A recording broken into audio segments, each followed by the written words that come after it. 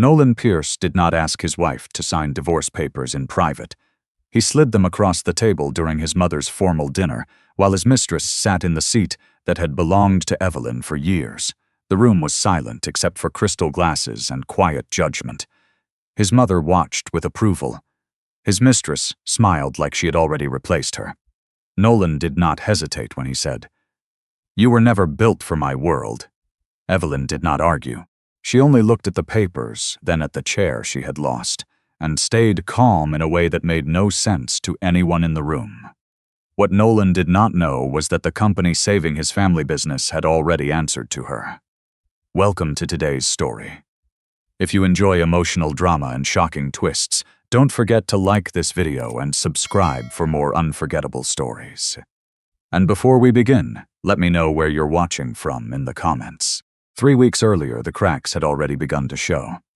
Pierce stood near the edge of the dining room, holding a tray no one had asked her to carry.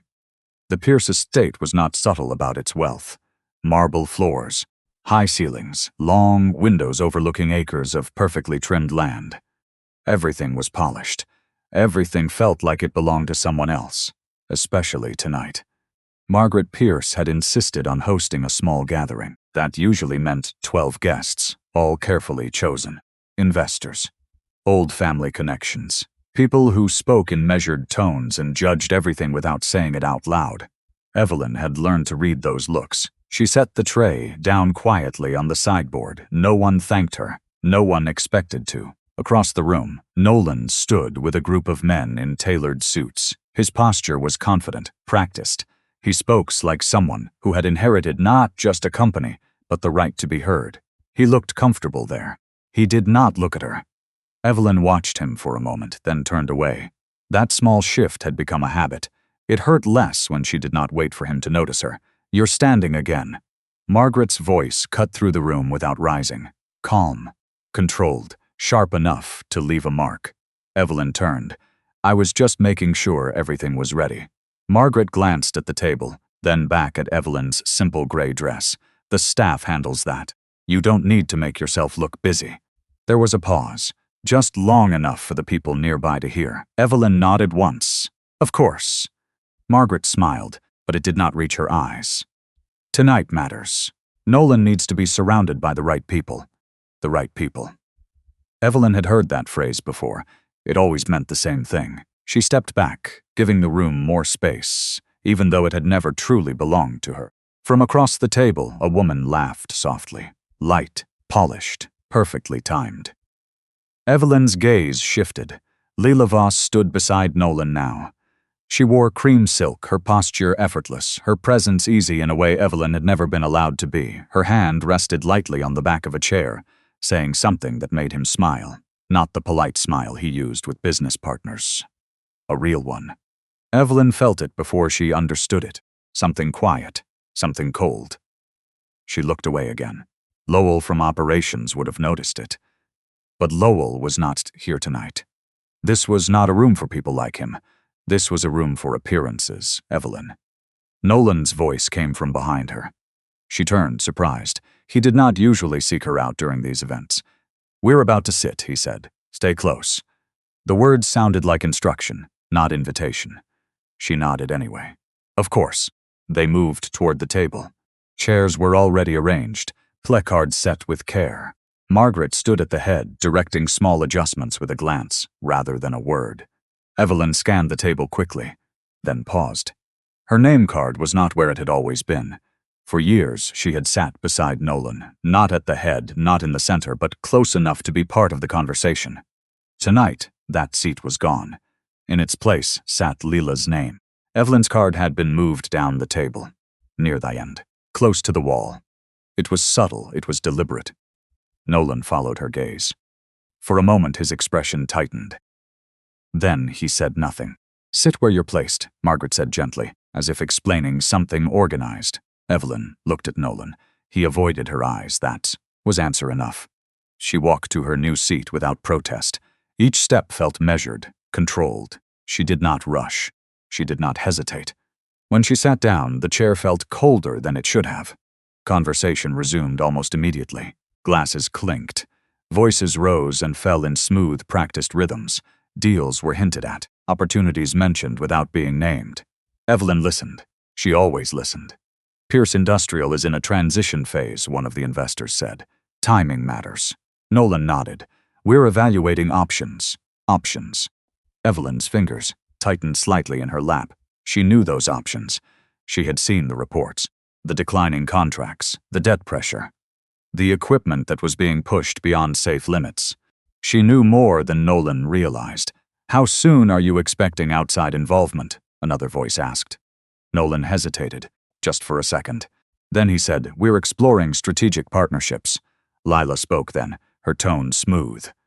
The right partnership can do more than stabilize. It can reposition the entire company. Several heads turned toward her. Margaret smiled with quiet approval. Evelyn looked at Lila more carefully this time. There was something precise in the way she spoke. Not guessing, not suggesting, knowing. You seem very confident, one of the guests said. Lila tilted her head slightly. I've seen what works. Evelyn felt it again, that quiet shift. She leaned forward just enough to catch Nolan's attention. Have you had outside counsel review the terms? She asked softly. The conversation paused. Not because the question was inappropriate, because it came from her. Nolan frowned slightly. We'll handle that. I mean, before you commit to anything, Evelyn added. Default clauses, that's enough. His voice was not loud, but it was final. A few guests looked down at their plates. Others pretended not to notice. Mark's expression did not change. Evelyn, she said calmly, this is not your area. Evelyn sat back. Of course, she said. She did not argue. She did not explain. But inside, something settled into place. Across the table, Lila watched her, not with pity, with interest. That was new. Dinner continued, but the balance had already shifted. Nolan leaned closer to Lila as the conversation turned back to business, their voices lowered, their heads inclined toward each other. Evelyn did not need to hear the words. She understood the direction. At the far end of the table, her phone vibrated once. She glanced down discreetly. No name. Just review advancing. Final authorization pending. Her thumb hovered for a moment. Then she locked the screen and set the phone face down. No one noticed. Or if they did, they said nothing. Evelyn lifted her glass, her expression unchanged. Across the table, Nolan laughed at something Lila said. Margaret watched them both with quiet satisfaction, and Evelyn, seated near the wall, remained exactly where they believed she belonged. Invisible, until she chose not to be. Her phone vibrated again. This time, she did not check it. She already knew what it would say. Evelyn did not answer the second vibration at the dinner table. She let the phone rest face down beside her water glass and kept her eyes on the room. Nolan was still speaking to Lila, his shoulder angled toward her, his voice lower than it had been with anyone else that night. Margaret watched them from the head of the table with the quiet satisfaction of a woman arranging furniture exactly where she wanted it. Evelyn sat near the wall, listening to men discuss the company, as if the company were still healthy enough to be discussed politely. Pierce Industrial Group had once meant something in Ohio. It had started with steel parts, then expanded into equipment components, then into custom manufacturing for logistics and agricultural machinery. Nolan's grandfather had built the first plant with borrowed money and a stubborn belief that American factories still mattered. His father had grown it. Nolan had inherited it. That was where the story became softer around the edges. Nolan liked the version where he was the natural heir, the one who carried the Pierce name into a new era. He liked photographs beside machines. He liked local business magazines calling him a modern industrial leader. He liked standing in front of workers during holiday speeches, thanking them for their loyalty while never asking what their departments actually needed. What he did not like was admitting that the company was bleeding. Evelyn knew because people forgot she could read. Not words on paper, rooms, pauses, hidden shame. The way Nolan came home later now, not tired from work, but irritated by it. The way he snapped when she asked about supplier delays. The way Margaret stopped mentioning expansion plans and started mentioning strategic friends. And then there were the things Evelyn knew from places Nolan never imagined. The aging Westline press that had missed inspection twice. The bank letter that used the word covenant in a tone no company president wanted to hear. The vendor in Indiana that had cut credit terms from 60 days to 15. The payroll bridge Nolan had quietly approved and then pretended was normal. Nolan believed she only saw the surface of his life. He had never understood that being dismissed gave a woman time to observe everything. After dinner, the guests moved into the drawing room for coffee. Margaret asked Lila to sit beside her on the cream sofa. That was another message. The Pierce family did not hand out proximity by accident. Evelyn remained near the side table until Nolan approached her with a tight expression. "You didn't need to ask that question at dinner," he said. She looked at him. "About counsel reviewing the terms?" "Yes, Evelyn." "That." His voice stayed low, but the annoyance was clear. "You made it sound like I don't know what I'm doing," I asked, because the timing sounded rushed. "It's business." "I know." That made him laugh once, without humor. "You know, you help with dinner, you read charity newsletters, and suddenly you know business risk?" Evelyn absorbed the words without flinching, but something inside her tightened. There had been a time when Nolan asked for her opinion. Not because he knew what she was, but because he once respected how she thought. In the early years, before the title hardened him, he would sit at their kitchen island with factory reports spread out and say, "Tell me what I'm missing." She had loved those nights, not because of the company. Because he had looked at her like she mattered. Now he looked at her like she was interrupting the image he wanted to become. "I'm not trying to embarrass you," she said. "Then stop stepping into conversations you don't belong in." The words were quiet. They still landed hard. From across the room, Lila. She did not look concerned, she looked entertained. Margaret joined them with a cup of coffee in one hand. "Nolan, your guests are waiting. I'll be there in a minute," he said. Margaret's eyes moved to Evelyn. "You really must learn when silence is more graceful." Evelyn looked at her mother-in-law. Grace and silence are not always the same thing. For the first time that night, Margaret's expression changed. Barely. A small tightening near the mouth. Nolan noticed it, and his face hardened. "Don't start," he said. Evelyn did not answer. She had said enough. Not much. Just enough to remind herself she still had a voice. A staff member passed with a tray of cups. Evelyn stepped aside to give him room, and as she did, her phone vibrated again. This time the screen lit before she could stop it. Nolan saw the glow. His eyes flicked down. Evelyn turned the phone over quickly, but not before he saw the first line. "Authorization required before committee packet is released." His brow pulled together. What was that? Nothing urgent.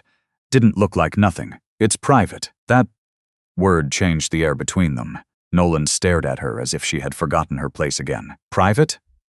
"Yes." He gave a short laugh. "Since when do you have committee packets?" Evelyn picked up the phone and slipped it into her small purse. "Since before tonight." That answer was dangerous. She knew it as soon as she said it. Nolan's eyes narrowed. "What does that mean?" Margaret looked between them. Lila had stopped pretending not to listen. Evelyn kept her face calm. "It means I have things to handle, too." Nolan's jaw tightened. "Evelyn, this is not the night for whatever little mystery you think you're creating." Little. That was always the word hiding underneath his tone. Little wife. Little life. Little concerns. She wanted to tell him then. Not everything, just enough. Enough to make him stop talking down to her. Enough to make him understand that every insult was being spoken to the wrong woman. But telling him there, in that room, would do more than wound his pride. It could disrupt a process that had to stay clean. Independent review, conflict disclosures, board timing. Lawyers had warned her more than once that emotion could contaminate a deal if the wrong people reacted too early. And Nolan, if cornered, would run straight to Margaret. Margaret would run straight to anyone who promised to preserve the Pierce name. Evelyn could not risk the company or the workers just to defend her dignity in a drawing room, so she swallowed the truth. Not because she was weak, because timing mattered. "I'm tired," she said. "I'm going home." Nolan looked embarrassed now, but not guilty. "We came together. You can stay." Margaret scoffed softly, dramatic. Evelyn turned to her. "No." Just finished. No one stopped at her. She collected her coat from the hall closet herself. One of the house staff, a woman named Ruth who had worked for the Pierce estate for 15 years, saw her reaching for it. and hurried forward. "I can get that for you, Mrs. Pierce." Evelyn gave her a small smile. "Thank you, Ruth. I've got it." Ruth lowered her voice. "Are you all right?" The kindness nearly broke through the calm. Evelyn nodded. "I will be." Outside, the night air was cold and clean. She walked down the stone steps without rushing. Behind her, through the tall windows, she could see Nolan still inside the warm gold light. Lila had moved closer to him. Margaret stood nearby, speaking with a satisfied tilt of her head. They looked like a family already rearranging itself. Evelyn reached her car, opened the door, and sat in the dark for a moment before starting the engine. Only then did she take out her phone. 3 missed messages, 1 encrypted email, 1 voicemail from Adrian Cole, her attorney. She opened the email first. The subject line was simple: Pierce Industrial Acquisition. Buyer identity remains sealed pending final approval. Evelyn read the first paragraph slowly. The independent committee had accepted the structure for review. No public disclosure yet. No contact with Nolan outside formal channels. No premature reveal. Her thumb hovered over the screen. Then she opened the voicemail. Adrian's voice filled the quiet car, steady and low. "Evelyn, the bank is applying pressure faster than it's expected. If Nolan signs outside financing before the committee meets, it could poison the acquisition. Call me as soon as you are alone." Evelyn looked back at the glowing estate. Through the window, she saw Lila place a hand lightly on Nolan's arm. This time, he did not move away. Evelyn started the car, but before she pulled out of the driveway, one final message appeared from an unknown number. It contained only a photo: Nolan and Lila standing too close in the Pierce library, with Margaret watching them like she had planned the whole thing. Evelyn stared at the photo until the light from her phone dimmed. Nolan and Lila stood in the Pierce library beneath the portrait of Nolan's grandfather, the man whose name still hung above the factory gates. Lila's hand rested on Nolan's chest, not fully intimate, not innocent either. Margaret stood a few steps behind them, smiling with the calm satisfaction of someone watching a plan take shape. Whoever sent the photo had not included a message. They did not need to. Evelyn saved it to a private folder, then forwarded it to Adrian Cole with no comment. Her hands were steady as she did it. That surprised her. Pain was there, deep and sharp, but it no longer moved through her like panic. It moved like information. A minute later, Adrian called. Evelyn answered before the second ring. "Are you alone?" he asked. "In my car." "Good. I received the photo."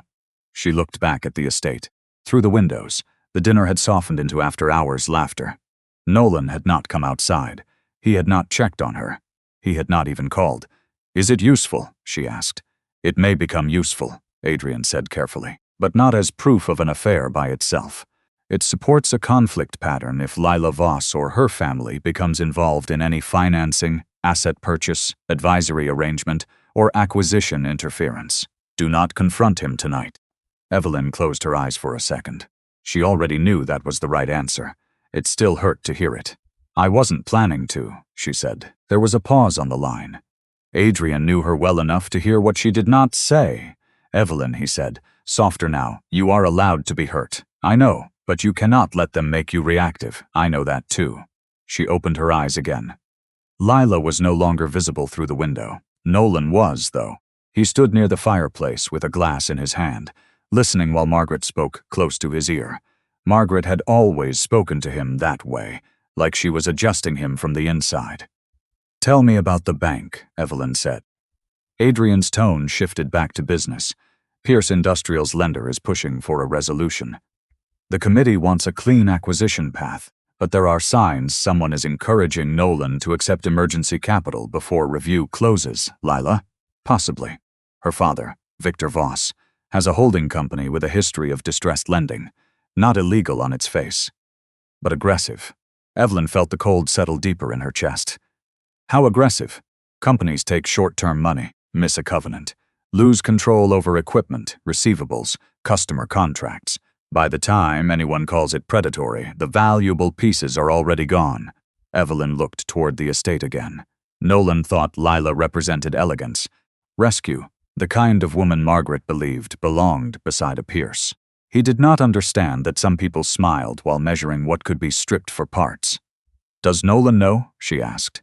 I doubt he knows enough. He may know they're offering help. He may not understand the hooks. That sounded like Nolan. Proud enough to believe he was choosing. Desperate enough not to read the trap. Send me the background file on Voss, Evelyn said. I will. But read it privately. And Evelyn? Yes? Until the committee finishes, you are still hidden behind the buyer structure. That protects the deal, but it also means you cannot walk into that house and use the truth to defend yourself. Evelyn looked down at the steering wheel. Her wedding ring caught a thin strip of light from the dashboard. For 8 years, she had believed love did not need proof of wealth. She had kept her real name out of the marriage, kept the family office at a distance, kept her signatures behind trusts and entities and attorneys, because she wanted one part of her life to be chosen freely. Not because she was ashamed of what she owned. Because she had seen what money did to people who wanted access more than love. Nolan had married Evelyn, the quiet woman who drove herself to grocery stores and wore the same wool coat for years. He had never asked why she understood contracts so easily.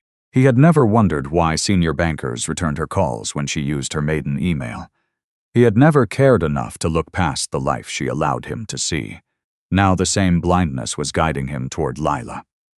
I won't reveal anything tonight, Evelyn said. Good. Get home safely. She ended the call and sat there for another moment, watching the life inside the house continue without her. Then she drove away.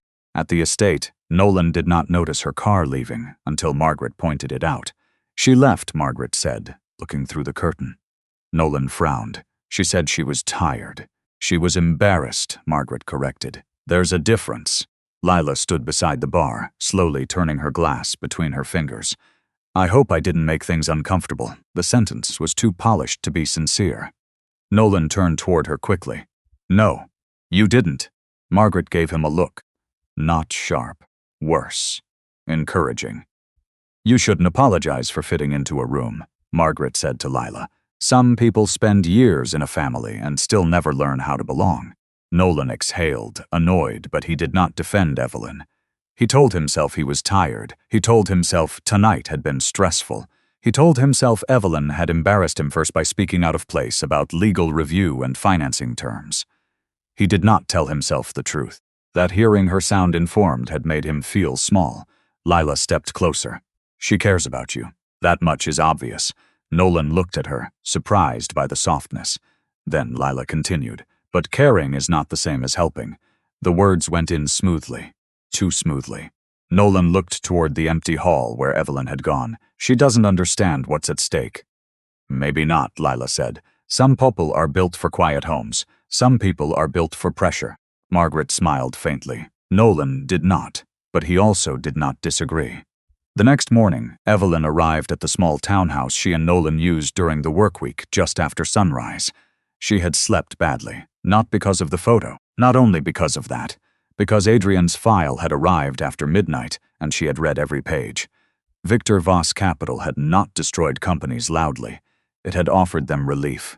Friendly meetings, short deadlines, personal connections. Then came restructuring, equipment liens, contract control, layoffs hidden behind the word efficiency. The pattern was clean enough to defend in court and dirty enough to ruin lives. Evelyn made coffee she barely drank and opened her locked laptop at the kitchen table. She reviewed the Pierce acquisition schedule, the committee notes, and the legal reminders Adrian had marked in yellow. Every step had to be clean. The buyer identity would remain sealed until proper disclosure. Any hint of personal pressure from Evelyn could give Nolan grounds to accuse the process of manipulation. So she stayed quiet. But staying quiet did not mean doing nothing. She forwarded the Voss background file to Adrian with one line. Start deeper review. Preserve everything tied to Lila's contact with Nolan. Then she opened the photo again. This time she enlarged the background. On the library table behind Margaret, half hidden beneath a silver tray, was a folder with the Voss Capital logo. Evelyn's breath slowed. That folder had not been in the room during dinner. It had been brought out after she left. A key turned in the front door. Evelyn closed the image but did not shut the laptop fast enough. Nolan stepped into the kitchen, still wearing the suit from last night, his tie loosened, his expression tired and guarded. He looked first at her face, then at the laptop. "What are you working on?" he asked. Evelyn lowered the screen slowly. Not enough to seem guilty, just enough to make a point. Something private. His jaw tightened at the repeated word. Before he could answer, his phone buzzed. He checked it, and the irritation in his face faded into something almost eager. Evelyn saw the name on the screen before he turned it away. Lila Voss. Nolan cleared his throat. "I have a meeting this afternoon." "With Lila?" "With people who can actually help." The sentence landed between them. Evelyn rose from the table. "Then make sure they are helping you, not buying your desperation." His eyes hardened. "You don't know anything about desperation." For a moment, she looked at the man she had once trusted with her quiet life. Then she picked up her coffee mug and walked to the sink. "No," she said softly. "I know what it looks like when someone mistakes it for ambition." Nolan stared at her, thrown off by the calm in her voice. Her laptop chimed once behind her. A new message from Adrian appeared on the dimmed screen. "Voss meeting confirmed at Pierce headquarters. This is moving faster than expected."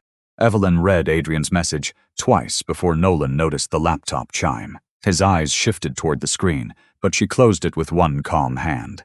That small movement irritated him more than any argument could have. "You're hiding things now?" he asked. Evelyn turned from the sink, coffee mug still in her hand. "I'm handling something that does not concern you." Nolan gave a bitter laugh.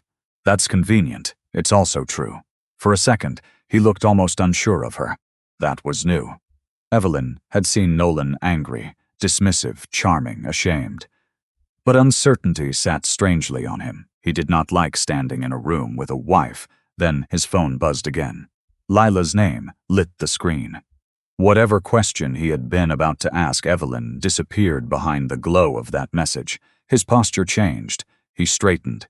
His jaw set with purpose, the way it did when someone important had made him feel chosen. "I need to go," he said. "To Pierce headquarters?" He paused. "You're asking a lot of questions lately," I asked one.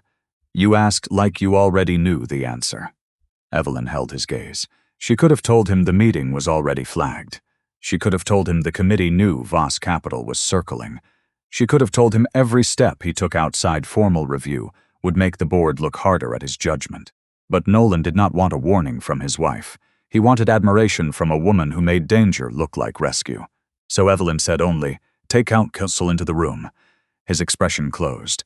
"I don't need you coaching me. No, you need someone who is not trying to use you." That landed. Nolan stepped closer, his voice lower. "You don't know Lila. I know enough about people who offer money when someone is scared." His face tightened. "I'm not scared." Evelyn looked at him for a long moment. That was the saddest part. He was. He had been scared for months. Scared failing his father's name. Scared of admitting the company was smaller than the stories told about it. Scared that the workers trusted him more than they should. Scared that Evelyn had seen all of that before anyone else. But he turned fear into pride so quickly that even he could not recognize it anymore. "Then prove it by slowing down," she said. Nolan looked toward the door. "I'm done with this." He left without kissing her goodbye. Evelyn stood in the quiet kitchen until she heard his car pull away. Then she opened the laptop again and called Adrian. He answered immediately. "He's going," she said. "I know. My office just confirmed the Voss meeting was added to the executive calendar under vendor financing. That fast? Fast is the point. Pressure makes people sign before they breathe." Evelyn sat down slowly. "Who will be in the room?" "Nolan, Margaret, Lila, Victor Voss, possibly Nolan's CFO unless they keep it informal." "They'll keep it informal," Evelyn said. "Margaret hates witnesses when she thinks she can control the room." Adrian was quiet for a beat. "Can you get there?" "Yes, not as buyer, not as principal, not as anyone connected to the acquisition." "I know. Then why go?" Evelyn looked at the closed front door, still feeling the absence Nolan left behind. "Because if he signs the wrong thing today, the workers pay first." That was the answer before it was about Nolan. Before it was about Lila. Before it was about humiliation, silence, or the strange bruise of being underestimated in her own marriage. Pierce Industrial still employed people who had given their backs and knees and hands to that plant for decades. People who did not have Margaret's house or Nolan's last name to protect them when the company failed. Adrian exhaled softly. Then observe. Warn if you can, do not disclose. If they ask how you know something, keep it general. Understood. And Evelyn? Yes. If Victor Voss puts papers on the table, do not let Nolan sign them without company counsel. She ended the call and sat still for a moment. Then she saved the photo, the Voss file, and Adrian's message to an encrypted folder. She printed nothing. She took no dramatic evidence in a folder like someone in a movie. Real leverage did not need theatrics. It needed clean records and timing. By the time Evelyn reached Pierce headquarters, the lobby was full of the usual noise. Phones rang. Assistants crossed marble tile with tablets in hand. The building still tried to look successful. The brass company logo was polished. Fresh flowers on to reception. The portraits of Pierce men lined the hall in heavy frames, but the people inside moved with tension now. Evelyn could feel it. The receptionist looked surprised to see her. Mrs. Pierce. Good morning, Dana. Dana lowered her voice. Mr. Pierce is in the executive conference room. I know. Something in Evelyn's tone made Dana stop asking questions. Evelyn walked toward the elevators alone. She had been in this building countless times, but always as Nolan's wife. The woman who arrived for charity luncheons. The woman who smiled politely during holiday events. The woman nobody called when decisions were made. Today, she stepped off the elevator and heard Lila's voice before she reached the hallway. Smooth, warm, practiced. It gives you breathing room, Nolan. That's all. You cannot negotiate a larger acquisition while your bank is standing on your throat. Evelyn stopped outside the glass wall. Inside, Nolan sat at the conference table with a pen near his hand. Margaret sat beside him, straight-backed and composed. Leela stood slightly behind Nolan's chair, close enough to look supportive, far enough to avoid appearing responsible. Across from them sat Victor Voss, silver-haired and calm with a leather folder open in front of him. There was no company counsel, no independent director, no outside review. Evelyn pushed the door open. Every head turned. Nolan's face hardened first. Evelyn. Margaret's mouth tightened. This is a private meeting. Evelyn stepped inside. Then it should not involve company financing.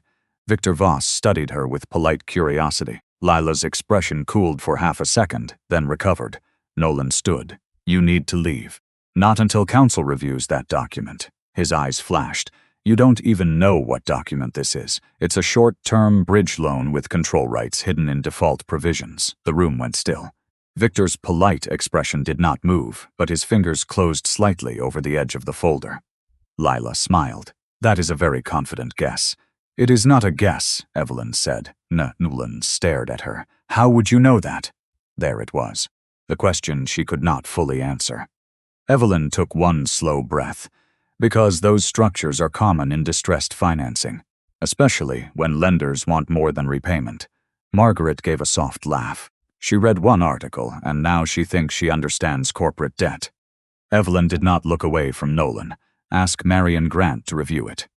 Marion Grant was Pierce Industrial's outside counsel, a careful woman who had already warned the board about emergency covenants. Nolan knew that. Margaret knew that too. Victor closed the folder halfway. We have no objection to counsel review in principle. In principle, Evelyn repeated. Lila moved closer to Nolan. The problem is timing. Your bank will not wait forever. Margaret leaned in. Your father would have acted. That did it. Evelyn saw the moment. Nolan broke under the right pressure. Not because he was stupid, because they knew exactly where to press. His father, his name, his fear of looking weak. His need to prove he could lead without asking anyone for permission. He sat back down. Nolan, Evelyn said quietly. He picked up the pen. Don't. He looked at her then, and for 1 second she saw the man who used to ask what he was missing. Then his face hardened into someone Margaret had raised and Lila had sharpened. You don't get to walk into my company and tell me how to save it, he said. Lila's hand came down lightly over his wrist, guiding the pen toward the signature line.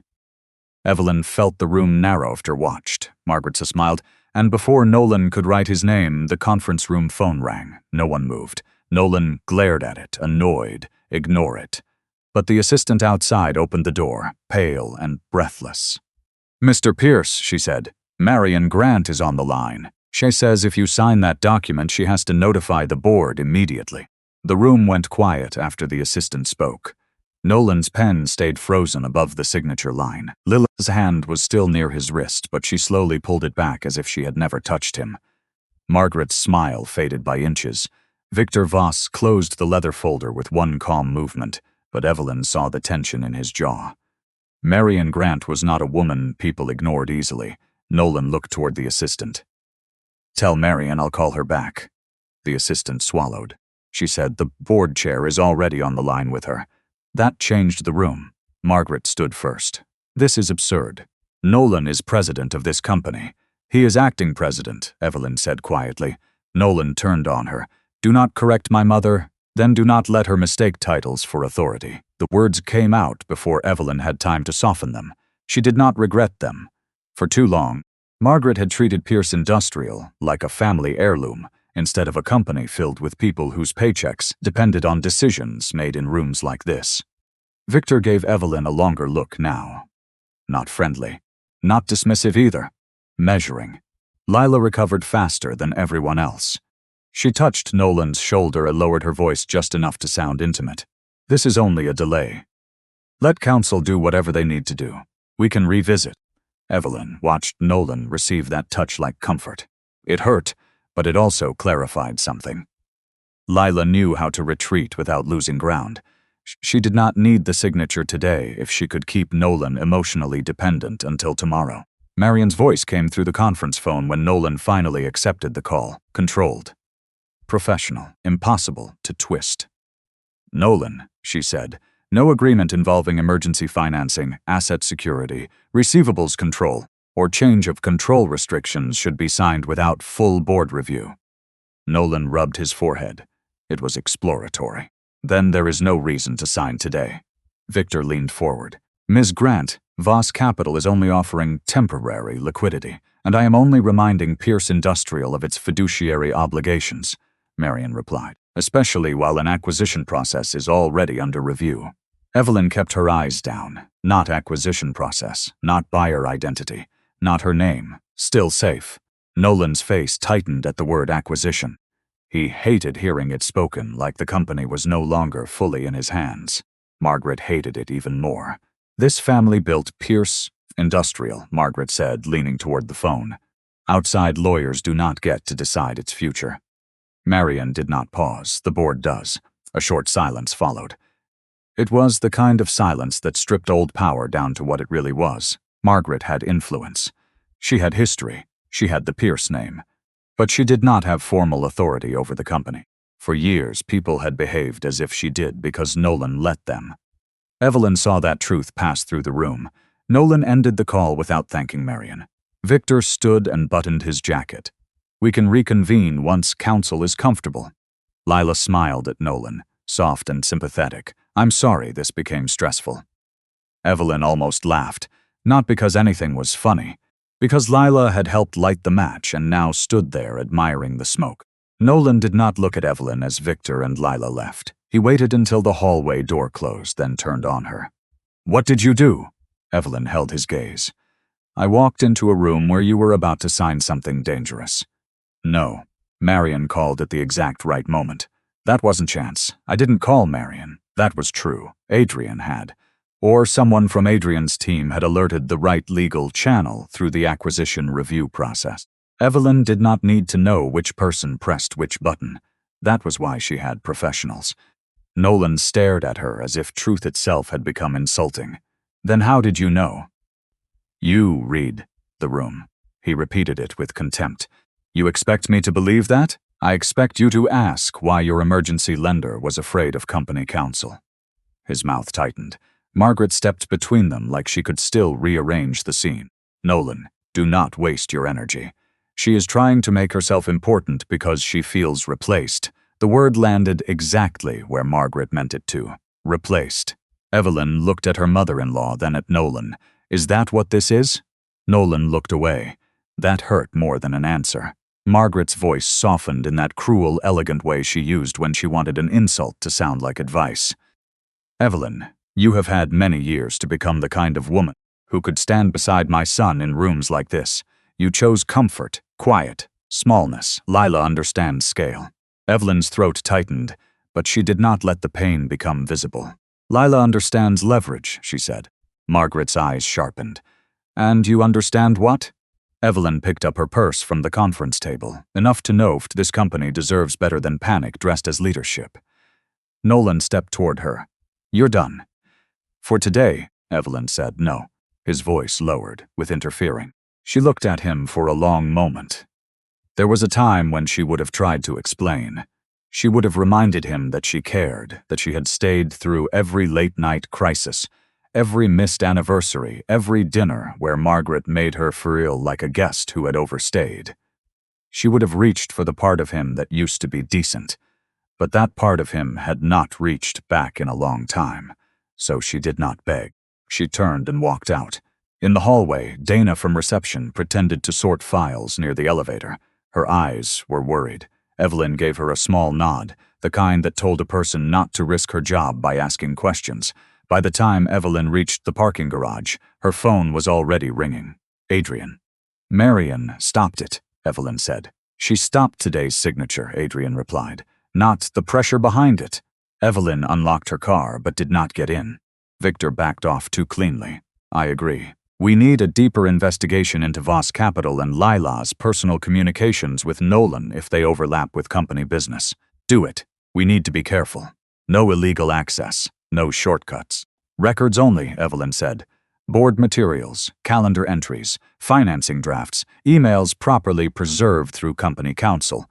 I want facts that can survive daylight. Adrian was quiet for a moment. That sounds like your father. Evelyn looked toward the concrete wall of the garage. For a second, grief moved through her quietly. Her father had built Ashbourne Holdings without needing his name on every door.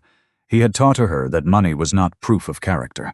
It only gave character more room to show itself. That was why she had hidden so much when she married Nolan. She wanted to know who he was when he thought she came with nothing but herself. Now she knew. Start with Victor's prior deals, she said. And Lila. I want to know whether she has any direct financial interest in this. I'll assign Nora Bell. Evelyn almost smiled at the coincidence of the name, then let it pass.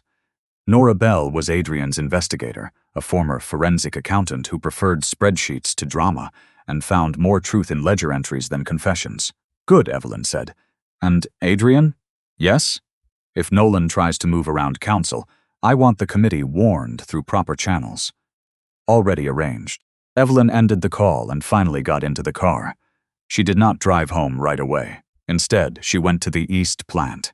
Pierce Industrial's East Plant sat 20 minutes from headquarters, behind a chain-link fence and a row of tired maple trees. The building looked older in daylight, less like legacy, more like strain. A faded sign near the entrance still carried the Pierce name in blue letters. Inside, the air smelled of oil, hot metal, and work that could not be faked. Evelyn signed in at the front desk as Nolan's wife. No one stopped her. They knew her here, not as power, not as money, but as the woman who remembered names and asked about problems without making people feel small. Martin Shaw, the operations supervisor, found her near the observation walkway. He was in his late 50s, broad-shouldered, with tired eyes and a hard hat tucked under one arm. Mrs. Pierce, he said, surprised. Didn't expect you today. I needed to see the West Line press. His expression changed. Who told you about that? No one who should get in trouble. Martin looked down toward the floor. The machine sat idle, behind yellow tape, its side panel removed, tools laid out nearby. Two workers stood beside it, speaking quietly with the kind of worry people tried not to take home. It's worse than Nolan thinks, Martin said. Evelyn nodded. How much time? If they push the Henderson order through it, maybe a week, maybe less. Evelyn felt the weight of that. Henderson was not just a contract. It was cash flow, payroll, supplier confidence. Another small thread holding the company together. Document every maintenance warning, she said. Do not bury anything. Do not let anyone rewrite dates. And do not run that press past safety limits just because someone upstairs wants a miracle. Martin studied her. That sounds like an order. Evelyn looked at the machine, then back at him. Take it as a request from someone who does not want anyone hurt. He nodded slowly. Respect entered his face. Not because he knew who she was.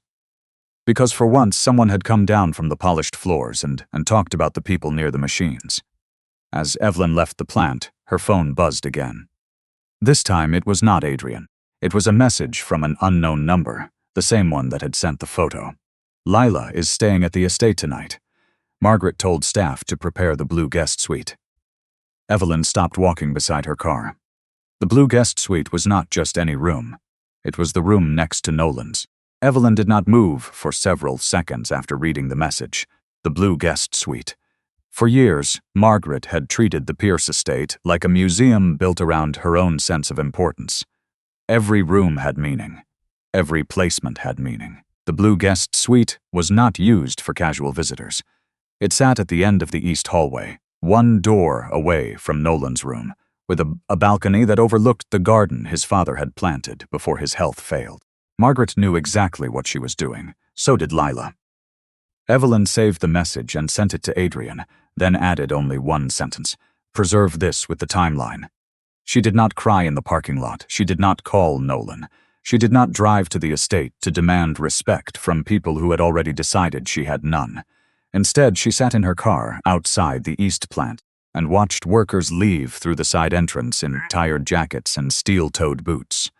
A few of them waved when they saw her. Martin Shaw lifted one hand, then turned back to speak with a maintenance supervisor near the loading dock. These were the people Nolan kept forgetting whenever he talked about legacy. Evelyn had not stayed silent for the Pierce name. She had stayed silent for them. Her phone rang before she could start the car. Adrian again. I got your message, he said. The guest suite detail may matter personally, but legally we should treat it carefully. I know. Do not go there alone if you think they plan to confront you. Evelyn looked toward the factory doors. They are not planning to confront me tonight. Then what? They are testing how much humiliation I will accept before I react. Adrian did not answer right away. And what will you do? Evelyn breathed in slowly. I will not give them the reaction they want. That night she returned to the townhouse instead of the estate. Nolan did not come home. No call, no message, no explanation. By morning, the absence had become its own answer.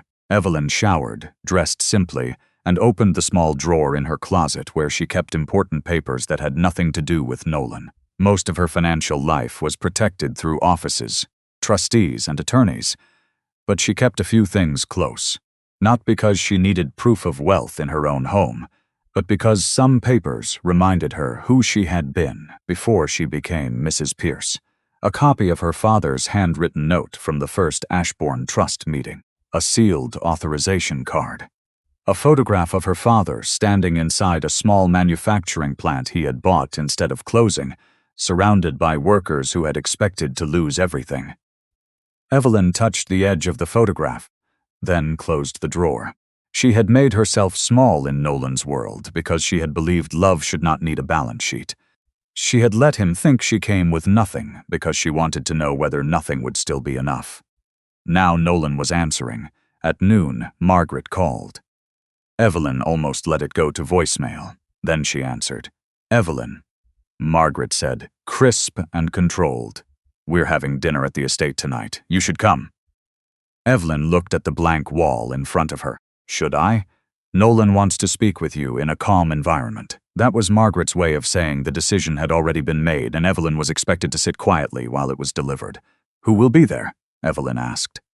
A small pause. Family. Margaret. Another pause. Then, colder, Lila will be present. She has become relevant to Nolan's future and to the company's future. There it was. No shame. No hesitation. Lila was no longer being hidden. She was being introduced. Evelyn's fingers closed around the phone. I see, she said. Do not make it unpleasant, Margaret said. There is still a graceful way for you to step aside. Evelyn almost smiled at that, step aside, as if she were blocking a doorway instead of being pushed out of her marriage. I will be there, she said. Good. 7. Margaret ended the call first. Evelyn stood still for a moment, then called Adrian. They are presenting Lila tonight, she said. I'm sorry. I need you to prepare the marital file. Adrian's tone changed. Are you asking me to begin formal separation review? Yes. Quietly. I want the prenup, the trust separation language, and any disclosure obligations organized. I am not filing tonight, but I want everything ready. That is a reasonable step. And Adrian? Yes, if Nolan serves papers first, I do not want to be surprised. You won't be. By 6:45, Evelyn was driving up the long road to the Pierce estate. The house glowed against the early evening dark, warm lights in tall windows, perfect landscaping, the kind of wealth that wanted to look inherited, stable, untouchable. Evelyn parked in the guest area, not the family drive. She noticed that immediately her access card no longer opened the side gate, so that was how the evening would begin. Ruth opened the front door before Evelyn knocked. Her face tightened with quiet apology. "Mrs. Pierce," Ruth said. "I'm sorry." Mrs. Pierce Sr. asked that all arrivals use the front entrance tonight. Pierce Sr. Margaret had always enjoyed titles when they helped her diminish someone else. "It's all right," Evelyn said gently. Ruth lowered her voice. "Your place card was moved again." Evelyn looked at her. Ruth's eyes flickered toward the dining room. "I thought you should know. Thank you." Evelyn walked in without removing her coat right away. Voices came from the dining room. Margaret's cool laugh, Nolan's lower tone, Lila's polished softness, the sound of silverware being adjusted, glasses filled, a life arranged before its old shape had even been buried. When Evelyn entered, the first thing she saw was the chair, her chair. Lila sat in it, not beside it, not near it, in it. She wore a dark green dress and a delicate gold bracelet that caught the candlelight each time she moved her wrist. Nolan sat beside her, stiff but not surprised. Margaret stood behind the chair as if presenting a finished arrangement. At the far end of the table, near the sideboard, another place setting had been prepared. For Evelyn. No one spoke for a second. Then Margaret smiled. "There you are." Evelyn looked at Nolan. "Did you approve this?" His eyes flicked to Lila, then back to Evelyn. "It's just seating." "No," Evelyn said. "It isn't." The room tightened. Lila rose halfway, performing discomfort beautifully. "I can move." Margaret touched her shoulder. "You will stay where you are." Nolan said nothing. That silence did more damage than any insult could have. Evelyn took off her coat slowly and handed it to Ruth, who stood near the doorway with visible tension in her face. Then Evelyn walked to the end of the table and sat in the place assigned to her. The meal began with false civility. Margaret spoke about upcoming philanthropic events. Lila asked Nolan careful questions about Pierce Industrial. Questions designed to let him sound decisive. Nolan answered them with the confidence he never had when Evelyn asked the same things.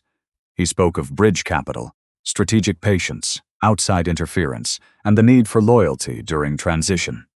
Evelyn knew the word interference was meant for her. She ate very little. Halfway through dinner, Margaret lifted a small velvet box from beside her plate. "I nearly forgot," she said. Evelyn's stomach tightened. Margaret opened the box and removed a brass estate key attached to a blue enamel fob, the old family guest key. She placed it beside Lila's wineglass. "Nolan has been under enormous strain," Margaret said. "He needs people close who understand what his world requires." Lila lowered her eyes as if humbled. Nolan stared at his plate. Evelyn looked at the key. There were humiliations that could be disguised as mistakes. A moved chair, a missed invitation, a forgotten introduction. This was not one of them. "You gave her a key," Evelyn said. Margaret's voice stayed smooth for convenience. Evelyn turned to Nolan. "Is that your answer too?" He wiped his mouth with a napkin and finally looked at her. "I think we need space." "Space," Evelyn repeated. "Yes, with your mistress in the room?" Lila's face changed, just a flicker. Nolan's jaw tightened. "Don't make this ugly." Evelyn gave a small nod, almost to herself. "I didn't." The quiet in the room grew heavy. Then Nolan pushed back his chair. He walked to the mantel behind him, where a framed wedding photograph had stood for years. Evelyn remembered that day clearly, not the flowers or the music. The way Nolan had held her hand when no one was watching, the way he had whispered that she felt like peace. He picked up the frame. For 1 second, Evelyn thought he might look at it and remember. Instead, he turned it face down on the side table. Then he returned to his seat. That was when the last fragile thread inside Evelyn finally loosened. She did not break. She became still. Nolan reached beside his chair and lifted a legal envelope. Margaret folded her hands. Lila did not move, but the corner of her mouth softened with satisfaction. Nolan placed the envelope on the table and slid it toward Evelyn. "I had papers prepared," he said. "This does not have to become a war." Evelyn looked at the envelope, then at the turned-down wedding photo, then at the woman sitting in her chair with a key to the house. Her phone vibrated once inside her purse. She did not need to look to know it was Adrian. Nolan mistook her silence for shock. "You can keep your dignity," he added. "Just sign when your lawyer reviews it." Evelyn lifted her eyes to him. "I will have my lawyer review everything," she said. Then she placed her napkin neatly beside her plate, reached into her purse, and finally looked at her phone. Adrian's message was short. "Do not sign anything tonight. Committee packet moves tomorrow." Evelyn read Adrian's message once, then locked her phone and placed it beside her plate. For a moment, no one moved. Nolan mistook her calm for compliance. Margaret mistook it for defeat. Lila watched more carefully than both of them, her eyes moving from Evelyn's face to the phone and back again, as if trying to understand why a woman being humiliated in her own marriage did not look broken enough. Evelyn looked at the envelope on the table. It was thick, too thick for simple divorce papers. Nolan had not just brought a petition. He had brought a proposed separation agreement, property schedule, confidentiality language, and a clean little story he wanted her to accept before anyone outside the family could question it. She did not touch it. Nolan leaned back in his chair. "You should know this is fair."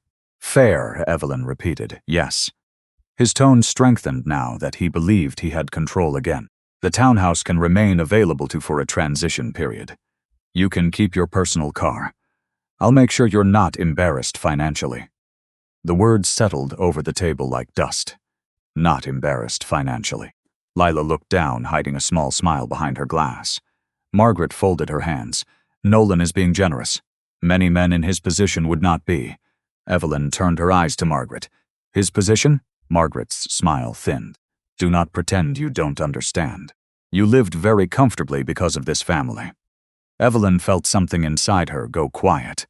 She thought of the payroll warning sitting in Adrian's secure folder, the bank pressure, the acquisition committee moving before Nolan could damage the company further, the confidential capital structure that had already been designed to keep the plants open, the workers whose names Margaret never knew. Comfortably. That was what they called it when they gave a person a chair near the wall and expected gratitude. Nolan slid the envelope a little closer. "Have your lawyer look at it, but I want this handled quickly." Evelyn finally reached for the envelope. She did not open it. She picked it up, weighed it in her hand, and set it beside her phone. "Then my lawyer will review it." Margaret's gaze sharpened. "There is no need to turn this into a legal performance. It became legal the moment papers were placed in front of me." Lila's voice entered softly. "No one wants to hurt you, Evelyn." Evelyn looked at her. The woman was still sitting in her chair. The key Margaret had given her still lay beside her wine glass. The wedding photo still faced down on the mantel. "No," Evelyn said. "You just want the room without feeling guilty about how you got it." Lila's face changed. It was small, but Evelyn saw it. A flicker of irritation beneath the polish. Nolan's hand hit the table, not hard enough to be violent, but hard enough to end the conversation enough. The crystal trembled. Ruth, standing near the doorway, lowered her eyes. Evelyn did not flinch. That seemed to anger Nolan more. "You keep acting like you're above this," he said, "like you're letting us speak. But you are the one who has refused to face reality. What reality is that? That we outgrew this is." His voice grew colder. "I outgrew this." Margaret did not stop him. Lila did not either. Nolan looked at Evelyn like he was explaining something simple to someone slow. "I am trying to save a company. A family name, a future, and every time I need support, you give me questions. Doubt. Warnings. You make everything heavier." Evelyn absorbed the words one by one. Heavy, after all the nights she had waited up while he avoided calls from lenders. After all the time she had listened while he blamed his CFO, the market, the banks, the workers, the weather, everything except his own pride. After all the quiet ways she had kept distance between her real resources and his ego, because she had wanted him to stand on love, not entitlement. He thought she was the weight. "You're right about one thing," she said. Nolan stared at her. "This cannot continue." The table went silent again. For the first time that evening, uncertainty entered Nolan's face. He had expected tears, argument, maybe pleading. He had not expected agreement. Evelyn stood. Margaret lifted her chin. Where are you going? To leave before I say something I cannot take back. Nolan stood too.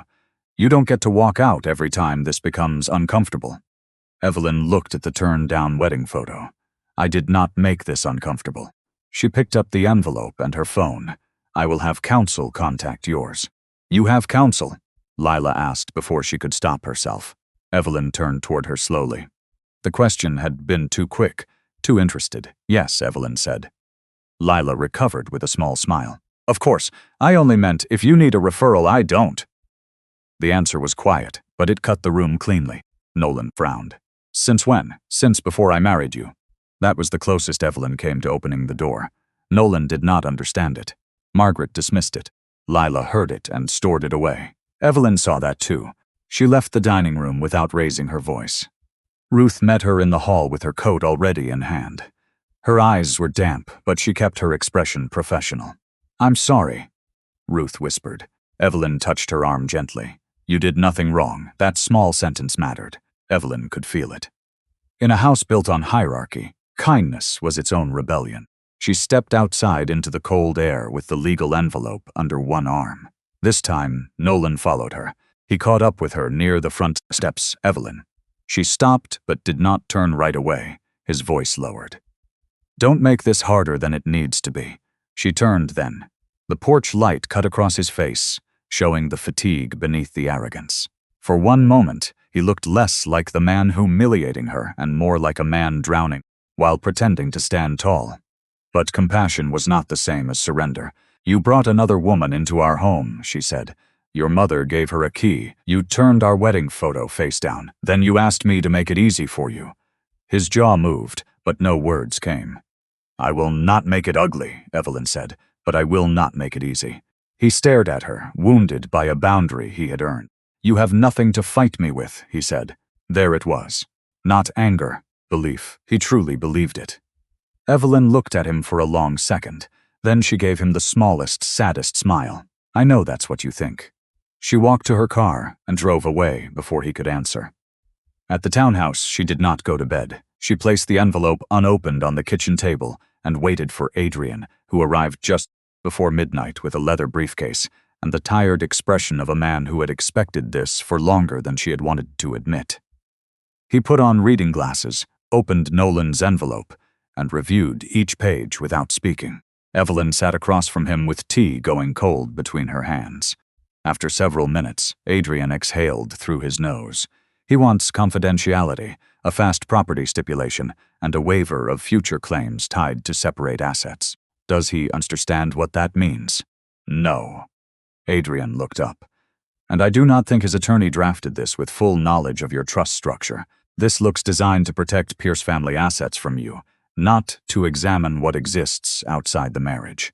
Evelyn nodded slowly. Nolan thought I was locking her out. He did not know he was building the door himself. I will not sign tonight, she said. Good.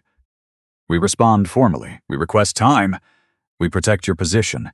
And if he insists on rushing, he may confirm in writing that he waives claims to assets held outside the marital estate.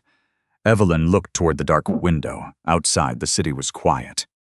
Inside, the envelope lay open like a confession Nolan had written without meaning to. Adrian slid a separate folder across the table. This came in an hour ago. The committee packet is moving. Formal board notice should go out tomorrow morning. Evelyn opened the folder. She saw no public buyer name, no full disclosure. Not yet. Only a meeting notice, a review schedule, and one sealed ownership appendix marked for release under council supervision. Her phone vibrated again. A message from Nolan. Be at my attorney's office Friday. We finish this before the board meeting. Evelyn read it twice, then looked at Adrian. He had seen it too. That gives us less than 48 hours, he said. Evelyn closed the folder gently. Then we use every one of them. Evelyn did not sleep. By sunrise, the townhouse table had turned into a quiet command center. Nolan's proposed separation agreement lay open beside Adrian's notes. The committee packet sat in a sealed folder, untouched except for the pages Adrian was legally permitted to review with her. Her phone kept lighting up with updates from Marion Grant's office, each one careful, formal, and stripped of emotion. That was how real power moved. Not with shouting, not with threats. with timing, signatures, procedure, and people who knew exactly what every word could cost. Evelyn changed into a black suit just after 7.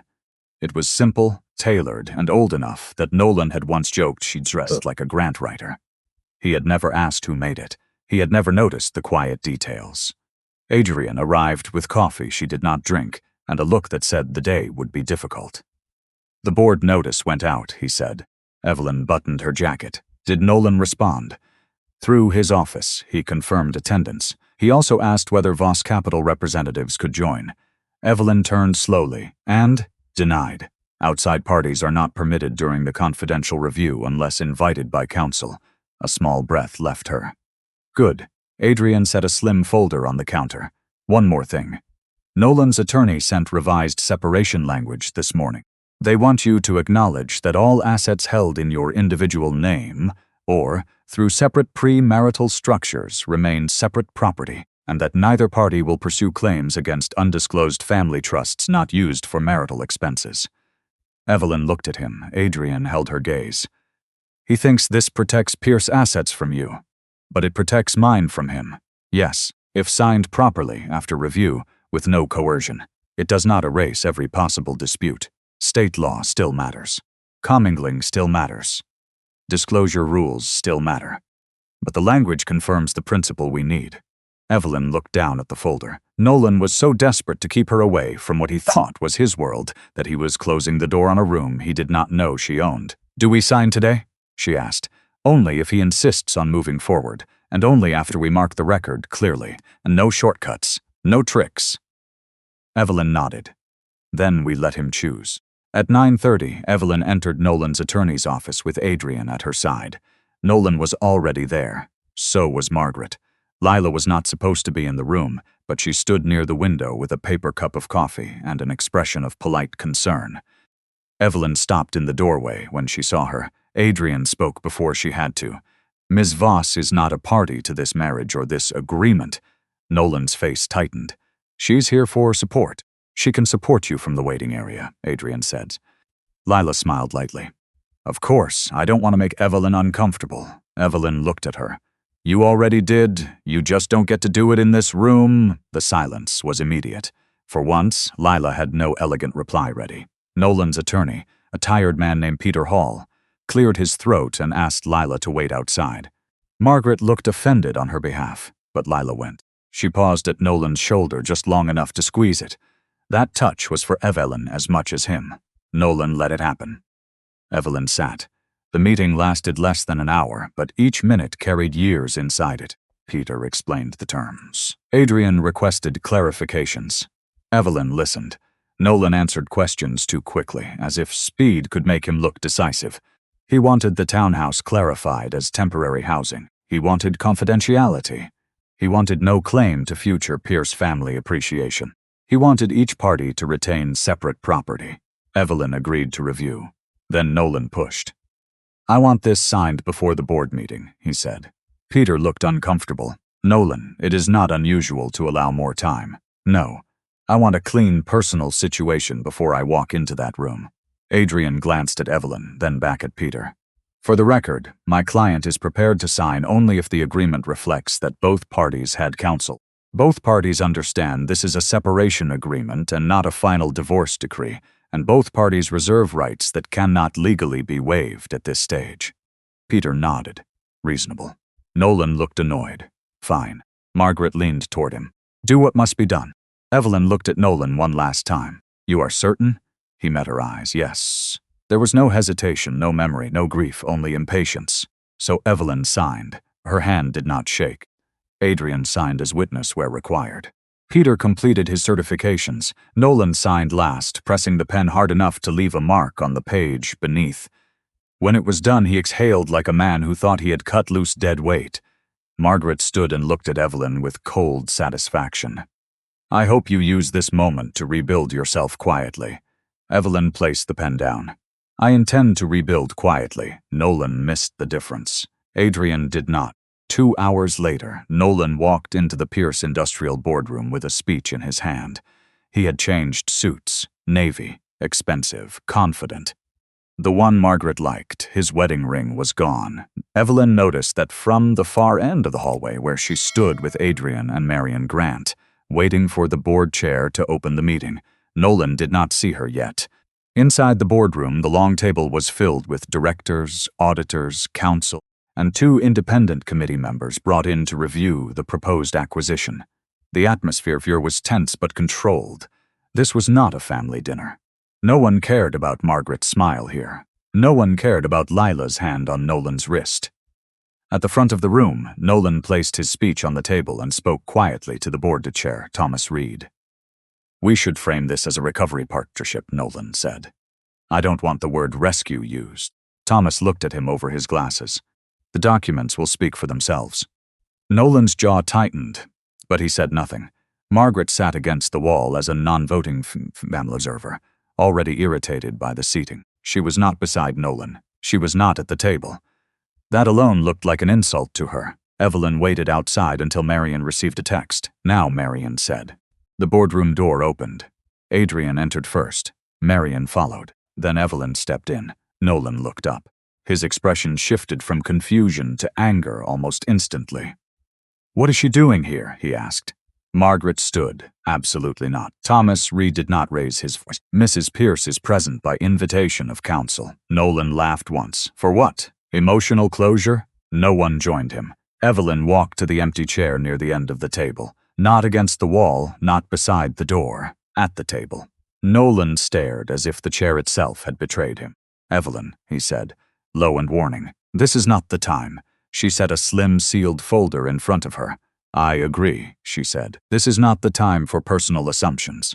Marion stood at the head of the room and opened the formal packet. "Before the committee proceeds, counsel will complete required disclosures concerning the acquiring entity, authority to negotiate, and potential conflicts involving recent third-party financing attempts." Nolan's face changed, only slightly, but Evelyn saw it. Margaret looked from Marion to the sealed folder. "What acquiring entity?" Thomas Reed turned one page. "Stonebridge Ash Capital," he said, "has submitted the controlling offer under review." Nolan frowned. Stonebridge? He had heard the name. Everyone in distressed manufacturing had. Quiet capital. Patient ownership. Deep reserves. The kind of bar banks trusted because they did not strip companies for quick cash. He looked at Marion. "I was not told the buyer identity was final." "It was sealed pending authorization," Marion said. Evelyn's hand rested lightly on the folder. Nolan followed the movement. For the first time that day, he stopped looking angry. He looked uncertain. Marion continued. "Authorization has now been provided." Adrian slid the sealed ownership appendix across the table to Thomas Reed. The room seemed to tighten around the sound of paper moving. Nolan stared at Evelyn. "No," he said softly, before anyone had even opened it.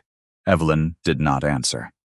Thomas broke the seal, and Nolan watched the board chair's face change as he read the first line. Thomas Reed read the first line twice. Then he looked up at Evelyn, and the respect in his face told Nolan the truth before anyone said it aloud. Marion Grant stood beside the board chair and kept her voice formal. "For the record, Stonebridge Ash Capital is authorized to proceed through the Ashbourne family office. The controlling approval sits with Evelyn Ashbourne Pierce, acting through separate trust-held assets established before her marriage." No one spoke. Nolan stared at Evelyn, as if the woman at the table had appeared from behind a wall he never knew existed. Margaret gripped the back of her chair. "That is not possible." Adrian opened a second folder. "The documentation has been reviewed by counsel. Mrs. Pierce's separate holdings were never marital property, and Mr. Pierce signed a separation agreement this morning, acknowledging that neither party would pursue claims against separate family trusts not used for marital expenses." Nolan's face drained. The agreement he had rushed her to sign sat suddenly between them like a mirror. He had thought he was cutting Evelyn away from Pierce Industrial. Instead, he had confirmed he had no claim to the power standing quietly behind its rescue. Evelyn did not smile. She did not gloat. That seemed to hurt him more. Thomas continued the meeting with steady precision. The Voss Capital proposal was formally rejected because of conflict concerns, inadequate review, and default provisions that exposed the company's equipment and receivables. Nolan was suspended from executive authority pending internal review of his decision-making during the financing process. Margaret was removed from all informal access to board materials and barred from entering company offices without written authorization. Margaret finally found her voice. "You cannot ban me from my own family's company." Evelyn looked at her then. Calm, clear, no longer near the wall. "You treated that factory like a stage for the Pierce name," she said. "From today forward, you do not walk into it without permission." Margaret's hand trembled against the chair. Across the room, Nolan lowered himself slowly back into his seat. He looked at the ownership appendix, the council letters, the sealed packets he had never bothered to understand.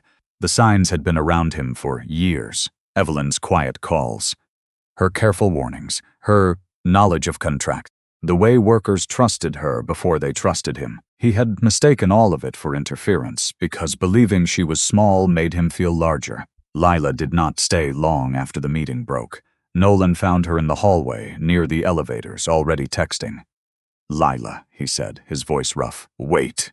She looked up with practiced sympathy, but it no longer warmed her face.